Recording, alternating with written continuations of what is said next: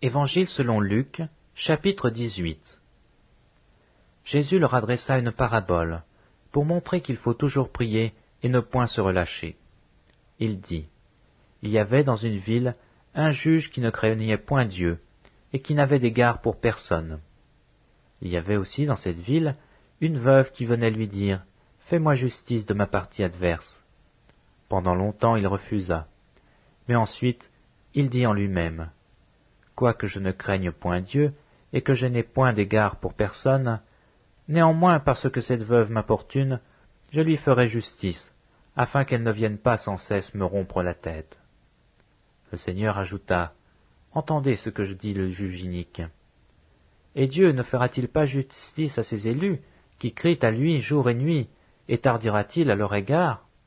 Je vous le dis, il leur fera promptement justice. Mais quand le Fils de l'homme viendra, trouvera-t-il la foi sur la terre? » Il dit encore cette parabole, en vue de certaines personnes, se persuadant qu'elles étaient justes, et ne faisaient aucun cas des autres. Deux hommes montèrent au temple pour prier. L'un était pharisien et l'autre publicain.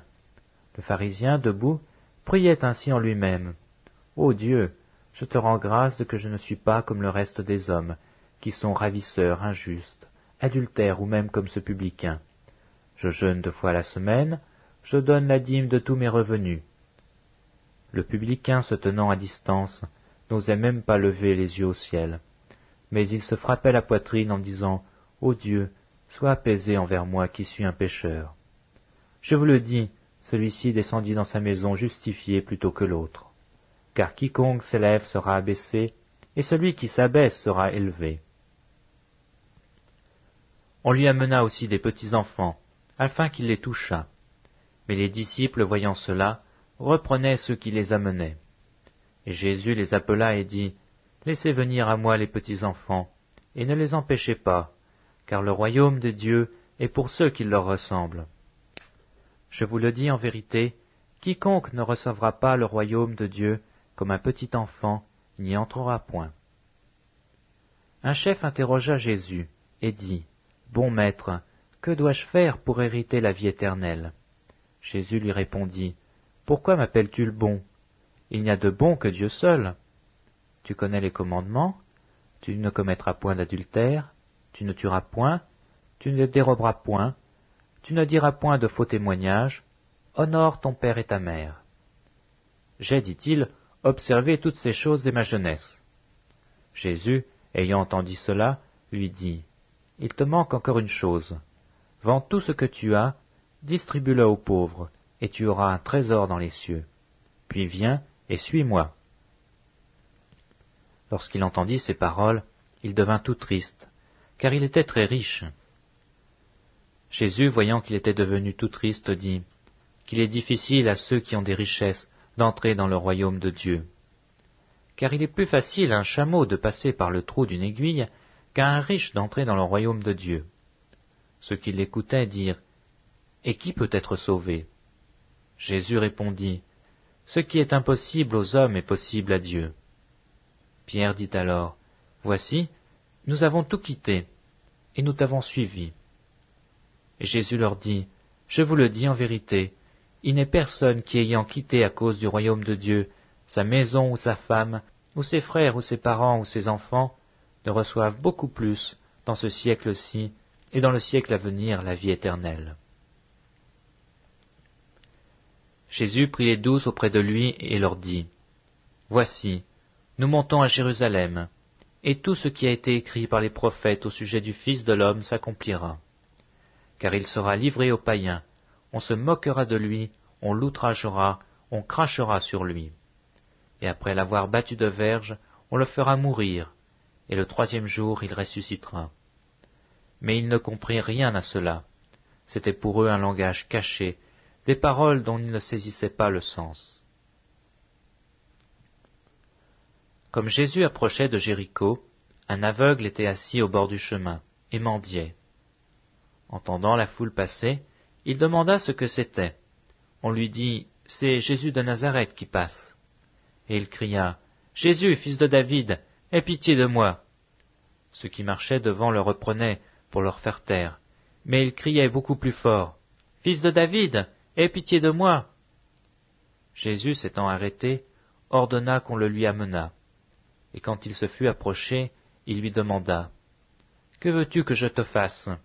Il répondit, « Seigneur, que je recouvre la vue. » Et Jésus lui dit, « Recouvre la vue, ta foi t'a sauvé. » À l'instant, il recouvra la vue et suivit Jésus en glorifiant Dieu.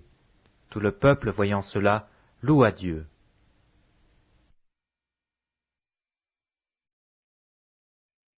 Évangile selon Luc, chapitre 19. Jésus entra dans Jéricho et traversa la ville. Alors, un homme du nom de Zachée, qui était chef des péagers et qui était riche, cherchait à voir qui était Jésus. Mais il ne le pouvait pas à cause de la foule, car il était de petite taille. Il courut en avant et monta sur un sycomore pour le voir, parce qu'il devait passer par là. Lorsque Jésus fut arrivé à cet endroit, il leva les yeux et lui dit, « Zachée, hâte-toi de descendre, car il faut que je demeure aujourd'hui dans ta maison. » Zachée se hâta de descendre et le reçut avec joie. À cette vue, tous murmuraient et disaient, « Il est allé loger chez un homme pécheur. » Mais Zachée, debout devant le Seigneur, lui dit, « Voici, Seigneur, je donne aux pauvres la moitié de mes biens, et si j'ai fait tort de quelque chose à quelqu'un, je lui rends le quadruple. » Jésus lui dit, « Aujourd'hui le salut est venu pour cette maison, parce que celui-ci aussi est un fils d'Abraham. Car le Fils de l'homme est venu chercher et sauver ce qui était perdu. » Alors qu'ils écoutaient, il ajouta une parabole, parce qu'il était près de Jérusalem et qu'on pensait que le royaume de Dieu devait apparaître à l'instant. Il dit donc, « Un homme de haute naissance s'en alla dans un pays lointain pour recevoir la royauté et revenir ensuite. Il appela 10 de ses serviteurs, leur donna 10 mines et leur dit, « Faites-les valoir, jusqu'à ce que je revienne. » Mais ses concitoyens le haïssaient. Ils envoyèrent une ambassade après lui pour dire, « Nous ne voulons pas que celui-là règne sur nous. » Lorsqu'il fut de retour, après avoir reçu la royauté, il fit appel auprès de lui les serviteurs auxquels il avait donné l'argent, afin de connaître comment chacun l'avait fait valoir.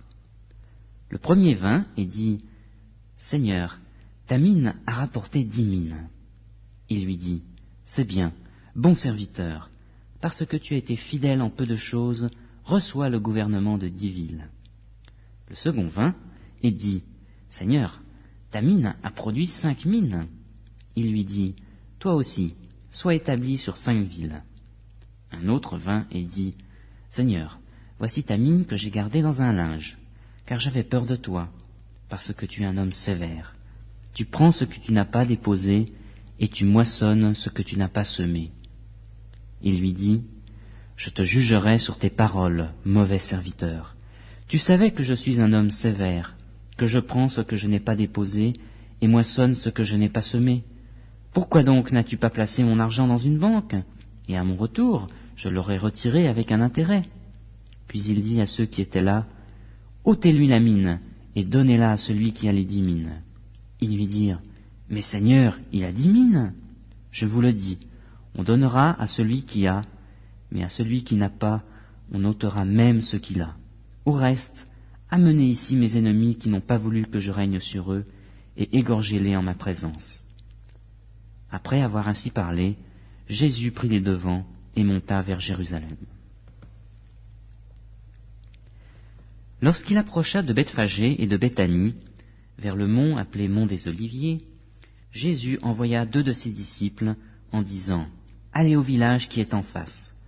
Quand vous y serez rentrés, vous trouverez un ânon attaché sur lequel aucun homme ne s'est jamais assis. Détachez-le et amenez-le. Si quelqu'un vous demande « Pourquoi le détachez-vous ?», vous lui direz « Le Seigneur en a besoin. » Ceux qui étaient envoyés s'en allèrent et trouvèrent les choses comme Jésus le leur avait dit. Comme ils détachaient l'ânon, ses maîtres leur dirent, « Pourquoi détachez-vous l'ânon ?» Ils répondirent, « Le Seigneur en a besoin. » Et ils amenèrent à Jésus l'ânon, sur lequel ils jetèrent leurs vêtements et firent monter Jésus. À mesure qu'il avançait, les gens étendaient leurs vêtements sur le chemin. Il approchait déjà de Jérusalem, vers la descente du mont des Oliviers, lorsque tous les disciples, en foule, saisis de joie, se mirent à louer Dieu à haute voix pour tous les miracles qu'ils avaient vus. Ils disaient « Béni soit le roi, celui qui vient au nom du Seigneur, paix dans le ciel et gloire dans les lieux très hauts. » Quelques pharisiens, du milieu de la foule, dirent à Jésus « Maître, reprends tes disciples. » Il répondit « Je vous le dis, s'ils se taisent, les pierres crieront. » Comme il approchait de la ville, Jésus, en la voyant, pleura sur elle et dit « Si tu connaissais toi aussi en ce jour ce qui te donnerait la paix, mais maintenant c'est caché à tes yeux. Il viendra sur toi des jours où tes ennemis t'environneront de palissades, t'encercleront et te presseront de toutes parts.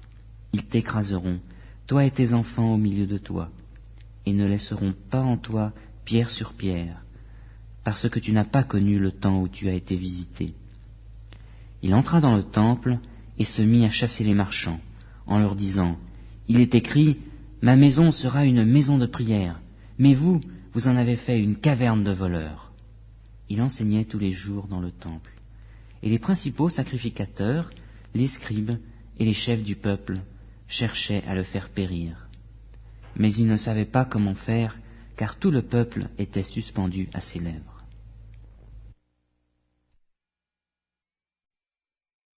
Évangile selon Luc, chapitre 20. Un de ces jours-là, comme Jésus enseignait le peuple dans le temple et qu'il annonçait la bonne nouvelle, les principaux sacrificateurs et les scribes, avec les anciens, survinrent et lui dirent « Dis-nous par quelle autorité tu fais cela, ou qui est celui qui t'a donné cette autorité ?» Il leur répondit « Je vous poserai moi aussi une question. Dites-moi, le baptême de Jean, venait-il du ciel ou des hommes ?» Mais ils firent en eux-mêmes cette réflexion. Si nous répondons du ciel, il dira « Pourquoi n'avez-vous pas cru en lui ?» Et si nous répondons des hommes, tout le peuple nous lapidera, car il est persuadé que Jean est un prophète. Alors ils répondirent qu'ils ne savaient pas d'où venait ce baptême. Et Jésus leur dit « Moi non plus, je ne vous dis pas en vertu de quelle autorité je fais cela. » Il se mit ensuite à dire au peuple cette parabole. Un homme planta une vigne, la loua à des vignerons et quitta le pays pour un temps assez long. La saison venue, il envoya un serviteur vers les vignerons, pour que ceux-ci lui donnent du fruit de la vigne. Les vignerons le frappèrent et le renvoyèrent les mains vides. Il envoya encore un autre serviteur. Ils le frappèrent, l'outragèrent et le renvoyèrent les mains vides. Il en envoya encore un troisième. Ils le blessèrent et le chassèrent. Le maître de la vigne dit « Que ferai-je ? J'enverrai mon fils bien-aimé, peut-être le respecteront-ils. » Mais quand les vignerons le virent, ils raisonnèrent entre eux et dirent « C'est lui l'héritier, tuons-le, afin que l'héritage soit à nous. » Et ils le tuèrent hors de la vigne. Maintenant, que fera leur maître quand il reviendra ? Il viendra, fera périr ces vignerons et donnera la vigne à d'autres. Lorsqu'ils eurent entendu cela, ils dirent « Qu'il n'en soit pas ainsi. » Mais jetant les regards sur eux, Jésus dit « Que signifie donc ce qui est écrit ? La pierre qu'ont rejetée ceux qui bâtissaient est devenue la principale, celle de l'angle. Quiconque tombera sur cette pierre s'y brisera, et celui sur qui elle tombera, elle l'écrasera. » Les principaux sacrificateurs et les scribes cherchèrent à porter les mains sur lui à l'heure même, mais ils craignirent le peuple. Ils avaient compris que c'était pour eux que Jésus avait dit cette parabole. Ils se mirent à surveiller Jésus, et ils envoyèrent des espions qui se donnaient l'allure d'être de bonne foi, pour le prendre à l'une de ses paroles et le livrer aux magistrats et à l'autorité du gouverneur. Ces gens lui posèrent cette question. « Maître, nous savons que tu parles et enseignes avec droiture, et que tu ne fais pas de considération de personne, mais que tu enseignes la voie de Dieu selon la vérité. nous est-il permis, ou non, de payer l'impôt à César ?» Mais Jésus, remarquant leur fourberie, leur répondit, « Montrez-moi un denier. » « De qui porte-t-il l'effigie et l'inscription ?»« De César, dirent-ils. » Alors il leur dit, « Rendez donc à César ce qui est à César, et à Dieu ce qui est à Dieu. » Ils furent incapables de le prendre à l'une de ses paroles devant le peuple. Mais étonnés de sa réponse, ils gardèrent le silence.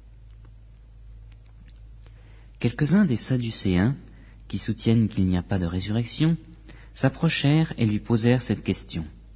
« Maître, voici ce que Moïse nous a prescrit.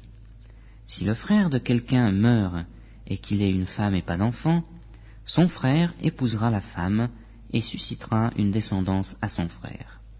Or, il y avait 7 frères. Le premier se maria et mourut sans enfant. Le second et le troisième épousèrent la veuve. Et il en fut de même des 7 qui moururent sans laisser d'enfant. Après eux, la femme mourut aussi. À la résurrection, duquel d'entre eux sera-t-elle donc la femme? Car les 7 l'ont eue pour femme. » Jésus leur répondit, « Les enfants de ce siècle prennent des femmes et des maris. Mais ceux qui seront trouvés dignes d'avoir part au siècle à venir, et à la résurrection d'entre les morts, ne prendront ni femme ni mari. Ils ne pourront pas non plus mourir, parce qu'ils seront semblables aux anges, et qu'ils seront fils de Dieu, étant fils de la résurrection. Que les morts ressuscitent, c'est ce que Moïse a signalé à propos du buisson, quand il appelle le Seigneur le Dieu d'Abraham, le Dieu d'Isaac et le Dieu de Jacob. Or Dieu n'est pas le Dieu des morts, mais des vivants, car pour lui tous sont vivants. » Quelques-uns des scribes répondirent, « Maître, tu as bien parlé. » Et ils n'osaient plus lui poser aucune question.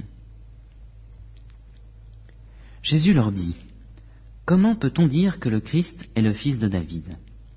David, lui-même, dit dans le livre des psaumes, « Le Seigneur a dit à mon Seigneur, assieds-toi à ma droite, jusqu'à ce que je fasse de tes ennemis ton marchepied. » David donc l'appelle Seigneur.